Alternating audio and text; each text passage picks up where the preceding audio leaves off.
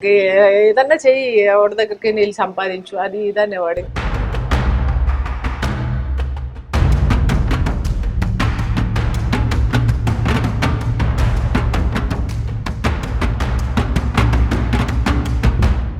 Folks నటీనటులు కల్పిత కథలతో సినిమాలకి ప్రాణం పోస్తూ జనాలని మెప్పిస్తుంటారు. వాస్తవానికి అవి జీవం లేని పాత్రలే అయినప్పటికీ జనాలని రంజింపచేస్తుంటారు. కానీ ఆ పాత్రలకి ప్రాణం పోసే ఒక్కో నటీనటుల జీవితాల వెనుక కళ్ళు చిమ్మగిల్లే చీకటి కోణాలు ఎన్నో మరెన్నో. ఇక ఇలాంటి జీవితమే నటి రాగినిది కూడా. 37 తన సినిమా కెరియర్ లో రాగిని పేరు పెద్దగా పరిచయం లేకపోయినా ఆమె ముఖం చూస్తే గుర్తుపట్టని తెలుగు ప్రేక్షకులుండరు. సుమారు 200కి పైగా సీరియల్స్ లో 300కి పైగా సినిమాల్లో క్యారెక్టర్ ఆర్టిస్ట్ గా మెప్పించిన ఈమె అమృతం, శశిరేఖ పరిణయం, అగ్నిసాక్షి, నాన్న, మా కోడలు బంగారమణి చాలా సీరియల్స్ లో చేస్తూ పవిత్ర బంధం, పెళ్లి చేసుకుందాంరా, జూలై అనే సినిమాలతో ప్రేక్షకులకి దగ్గరైంది.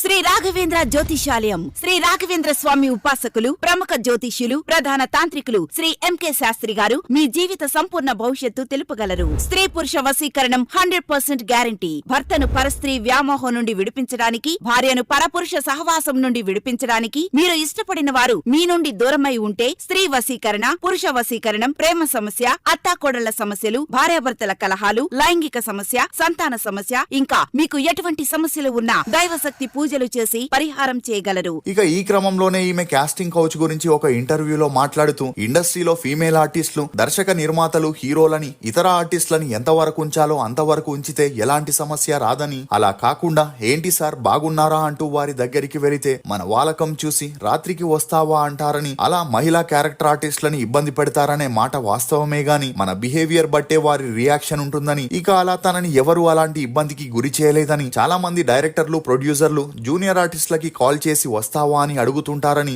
ఇదే విషయం వారు తనకి చెప్పారని, నువ్వెళ్లి అతని పక్కన కూర్చొని భుజం భుజం పాముకొని సార్ ఏంటి సార్ అని సాగదీస్తే సాయంత్రంకి ఖాళీగా ఉన్నావా అని అడుగుతారని, అది మగాడి లక్షణమని రాగిని జూనియర్ ఆర్టిస్టులకి చెప్పేదని చెప్పుకొచ్చింది. ఇక అలా టీవీ ఆర్టిస్టులు అంటే సినిమా ఇండస్ట్రీలో చిన్న చూపు ఉంటుందని, నాటకాలు చేసేవారు సినిమాల్లో పనికిరారని అంటుంటారని, టీవీలో చేసేవారికి పేమెంట్స్ కూడా తక్కువగా ఇస్తారని, సినిమా ఆర్టిస్టులకి ఇచ్చే ట్రీట్మెంట్ సీరియల్ ఆర్టిస్టులకి ఇచ్చే ట్రీట్మెంట్ మరోలా ఉంటుందని చెప్పుకొచ్చింది. ఇదిలా ఉంటే రాగిని అన్ని ఇంటర్వ్యూస్ లో తనకి పెళ్లి కాలేదని, తను ఇంకా పెళ్లి చేసుకోకుండా తన అక్క పిల్లల్నే పోషించుకుంటూ ఫ్యామిలీ కోసం త్యాగం చేశానని చెప్పుకురావడంతో ఈమె వ్యాఖ్యలు ఇప్పుడు అన్ని చోట్ల హల్చల్ అవుతున్నాయి.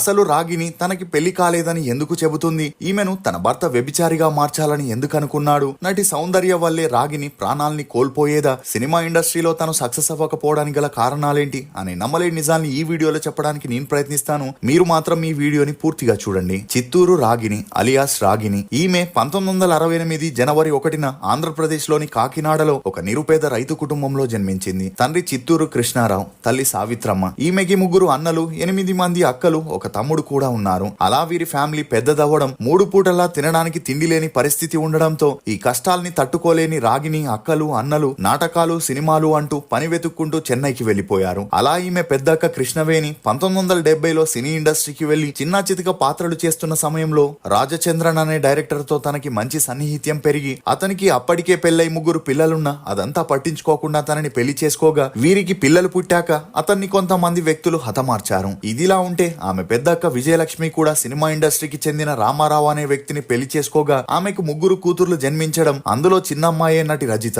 ఇక ఈమె భర్త కూడా చిన్న వయసులోనే మరణించడంతో పిల్లల్ని తీసుకుని చెన్నైకి వెళ్లి చిన్న కూతుర్ని హీరోయిన్ చేయాలని ట్రై చేసిన ఎలాంటి ప్రయోజనం లేక సపోర్టింగ్ రోల్స్ కే పరిమితం అవ్వాల్సి వచ్చింది. ఇక విజయలక్ష్మి చిన్న కూతురు రజిత 53 ఏళ్లైనా ఇప్పటికీ పెళ్లి చేసుకోకుండా తన అక్కలు మరియు వారి పిల్లల కోసం సింగిల్ గానే ఉండిపోయింది. ఇదిలా ఉంటే రాగిని ఇంట్లో చిన్నమ్మాయి కావడం, అలా తనకి 9 ఏళ్లు వచ్చేసరికి తన అక్క, అన్నలు పెళ్లి చేసుకుని సెటిల్ అవ్వడంతో తన తల్లిదండ్రులతో ఉండేది. కానీ ఇదే సమయంలో ఈమె తండ్రి ప్యారలైజ్ అయి మంచాన పడడంతో రాగిని ఎలాగైనా చదువుకోవాలనుకునింది. దీంతో ఈమె అక్కలు తనని చదువుపిస్తామని ఊరికి తీసుకెళ్లి తనతో ఇంటి పనులు చేయించుకుంటూ స్కూల్ కి పంపించకుండా ఉండడంతో రాగిని చేసేదేమీ లేక కొన్నాళ్లకి తిరిగి ఇంటికి వచ్చేసింది. అలా 4 అక్కలు తనని చదువుపించకుండా ఇంటి పనులే చేపించడంతో చివరిగా తన 3వ అక్క కృష్ణవేణి చదువుపిస్తానని చెన్నైకి తీసుకెళ్లి స్కూల్ కి పంపించకుండా సినిమాల్లో పనికొస్తుందని డాన్స్ ని నేర్పించడం మొదలెట్టింది. అలా రాగిని అప్పటి నుండి కూచిపూడి డాన్స్ ని శ్రద్ధగా నేర్చుకునింది. ఇక అలా ఎప్పుడైతే తన డాన్స్ కోర్స్ పూర్తయిందో ఈమె తండ్రి ఆరోగ్యం క్షీణించడంతో రాగిని పెళ్లిని చూడాలని తన తండ్రి ఆశపడగా, తన 2 అక్కలు తమకి తెలిసిన సంబంధాన్ని తెచ్చి 14 ఏళ్లున్నప్పుడే రాగినికి పెళ్లి చేయడంతో భార్యాభర్తలిద్దరూ ఇద్దరు హైదరాబాద్ లోని ఎల్బీ నగర్ కి వచ్చి సెటిల్ అయ్యారు. ఇక అలా వీరి అన్యోన్య సంసారానికి గుర్తుగా కిరణ్ అనే అబ్బాయి జన్మించగా అప్పటి నుండి వీరి ఆర్థిక పరిస్థితులు దారుణంగా మారి అతని దృష్టిలో సినిమా ఫీల్డ్ అంటేనే చెత్త తిరుగుళ్ళు తిరిగే ఫీల్డ్ అని,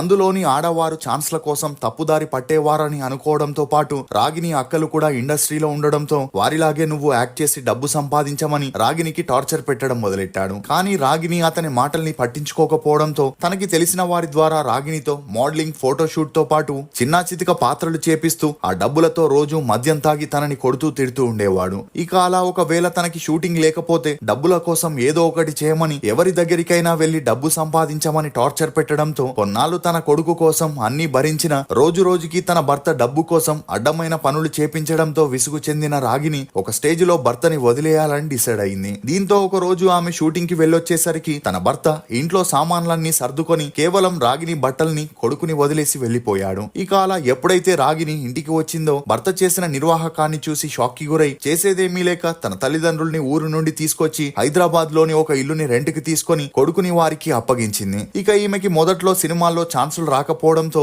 ఒక డాన్స్ ట్రూప్ లో చేరి ఊరూరు తిరుగుతూ క్లాసికల్ డాన్స్ పర్ఫార్మెన్స్ ఇస్తూ ప్రతి ప్రోగ్రామ్ కి 500 రూపాయలు సంపాదిస్తూ నెలకి 6 ప్రోగ్రాంలని చేస్తూ ఉండేది. ఇక ఈ క్రమంలోనే రాగిని మూడో అక్క భర్త మరణించడంతో ఆమె తినడానికి తిండి లేని పరిస్థితికి వెళ్ళగా ఆమె పరిస్థితిని తెలుసుకొని రాగిని తన అక్కని, 2 పిల్లల్ని తీసుకొచ్చి తనతోనే ఉంచుకొని వారి బాధ్యతల్ని తనే తీసుకొనింది. అలా తను ఎక్కడికి వెళ్ళినా తనకి పెళ్లి కాలేదని తన కొడుకుని అక్క కొడుకని చెబుతూ ఛాన్స్లు అడుగుతూ ఉండేది. ఎందుకంటే ఇండస్ట్రీలో ఒక అమ్మాయికి పెళ్లయిందని చెబితే తనకెవరు ఛాన్స్లు ఇవ్వరు కాబట్టి. ఇదిలా ఉంటే రాగిని అక్క కృష్ణవేణి దూరదర్శన్ లో వేమన అనే సీరియల్లో యాక్ట్ చేయగా అందులో ఆమె కూతురు పాత్రకి ఒక అమ్మాయి కావాలని డైరెక్టర్ చెప్పడంతో కృష్ణవేణి ఇమీడియట్ గా రాగినికి ఇదే విషయం చెప్పి రప్పించి ఆ పాత్రని తనకి ఇప్పించగా ఆ సీరియల్ తో రాగినికి మంచి గుర్తింపు వచ్చింది. ఇక అలా ఈ సీరియల్ తోనే తనకి దూరదర్శన్ ఛానల్లో ప్రభువు అనే డైరెక్టర్ తో మంచి పరిచయం ఏర్పడి అతని సపోర్ట్ తోనే బ్యాక్ టు బ్యాక్ సీరియల్స్ చేస్తూ మంచి గుర్తింపును తెచ్చుకొనింది. ముఖ్యంగా రాగిని చేసిన తామర పూలు అనే సీరియల్ 1999లో టెలికాస్ట్ అయి తనకి నంది అవార్డు రావడంతో ఈ సీరియల్ తో తను తెలియని వారికి కూడా తెలిసి ఆ తర్వాత ఎండమావులు, వరుడు కావాలి, Radha Madhu, my name is Mangathayaru అని చేస్తూ అమృతం సీరియల్లో అంజీ భార్యగా తను చేసిన పాత్రకి జనాల్లో మంచి గుర్తింపు వచ్చింది. ఇక అలా 200కి పైగా సీరియల్స్ చేస్తూ బిజీగా ఉన్న రాగినికి తను సినిమాల్లో నటించి ఫేమస్ అవ్వాలనే ఇంట్రెస్ట్ ఏర్పడింది. ఈ క్రమంలోనే నటుడు ఉత్తేజ్ ని కలిసి తనకేవైనా ఆఫర్స్ ఉంటే చెప్పమనడంతో అదే సమయంలో ఉత్తేజ్ రామ్ గోపాల్ వర్మకి రాగిణిని పరిచయం చేయగా అతనికి ఈమె క్యారెక్టర్ బాగా నచ్చడంతో గాయం మూవీలో రాగినికి మంచి పాత్రని ఇచ్చాడు. ఇక అలా ఈ మూవీ రిలీజ్ అయి రాగిని పాత్రకి మంచి గుర్తింపు వచ్చింది. దీంతో నెక్స్ట్ మూవీనే అన్నపూర్ణ బ్యానర్ లో తీర్పు అనే మూవీలో యాక్ట్ చేసే ఛాన్స్ రాగా ఒకవైపు సినిమాల్లో యాక్ట్ చేస్తూనే మరోవైపు నటి జయలలితతో కలిసి ఫారెన్ ఈవెంట్స్ కి వెళ్తూ అక్కడ డాన్స్ షోస్ చేస్తూ డబ్బు సంపాదించేది. అలా 1000కి పైగా నాట్య ప్రదర్శనలు ఇవ్వడం గమనార్హం. ఇదిలా ఉంటే ఈమెకి ఎస్వి కృష్ణారెడ్డి దర్శకత్వంలో రాజేంద్ర ప్రసాద్, సౌందర్య చేసిన మాయలోడు మూవీలో సౌందర్య ఫ్రెండ్ పాత్ర చేసేందుకు ఛాన్స్ రాగా ఆ మూవీలో తను డ్రైవింగ్ బాగా చేయడంతో తన పాత్ర బాగా వచ్చిందని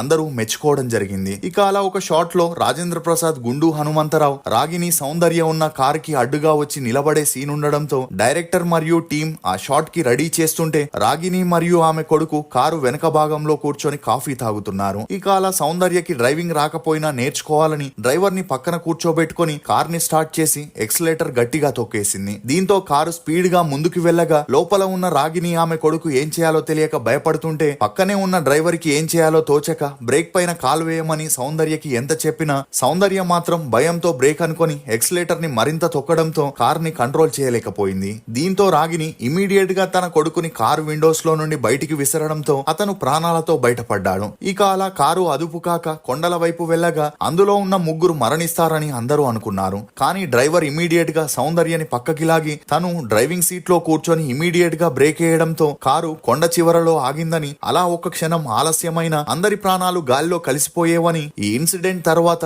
సౌందర్య భయంతో స్పృహ కోల్పోయిందని రాగిని ఒక ఇంటర్వ్యూలో చెప్పుకొచ్చింది. అలా ఆ రోజు సౌందర్య కార్ యాక్సిడెంట్ నుండి బయటపడిన ఆ తర్వాత తను ఎక్కిన హెలికాప్టర్ ప్రమాదానికి గురవ్వడం చాలా బాధాకరమని, సౌందర్యతో ఉన్న క్షణాలు మర్చిపోలేవు అని చెప్పుకొచ్చింది. ఇక ఇదిలా ఉంటే తాజాగా రాగిని అక్క అయిన నటి రజిత తల్లి విజయలక్ష్మి గారు హార్ట్ అటాక్ తో మరణించడంతో ఈ విషయం తెలిసి రజితకి ఆకాశం తలపై వచ్చి పడినట్లయింది. ఎందుకంటే ఎవరి కోసమైతే తను పెళ్లి చేసుకోకుండా తన జీవితాన్ని అర్పించిందో ఆ తల్లే లేకపోవడంతో రజిత ఇంట్లో దుఃఖపు ఛాయలు అలుముకున్నాయి. ఇక ఇదిలా ఉంటే రాగిని తన కొడుకు కిరణ్ ని బీటెక్ చదివించగా ఇప్పుడు తను జర్మనీలో పనిచేయడం, అలా ఇన్నాళ్ళు తన అక్క కొడుకని చెప్పుకున్న ఈమె తన కొడుకుని తన అక్క పిల్లలతో పాటు చదివించి అతన్ని మంచి స్థాయికి తీసుకొచ్చిందని తన మ్యారేజ్ లైఫ్ మరియు కొడుకు గురించి చెప్పుకుంటూ ఒక ఇంటర్వ్యూలో ఎమోషనల్ అయింది. ఇక అలా రాగిని ఇండస్ట్రీకి వచ్చి 37 అవుతున్నా తనకి చిన్న చితిక పాత్రలే రావడంతో ఈ విషయంపై స్పందించిన రాగిని తనకి డబ్బు అవసరం ఎక్కువగా ఉన్న కారణంగా దొరికిన పాత్రల్ని చేయడం మొదలెట్టిందని, ఈ కారణంతోనే తను సినిమాల్లో క్యారెక్టర్ ఆర్టిస్ట్ గా ఎదగలేకపోయిందని, అందుకు తోడు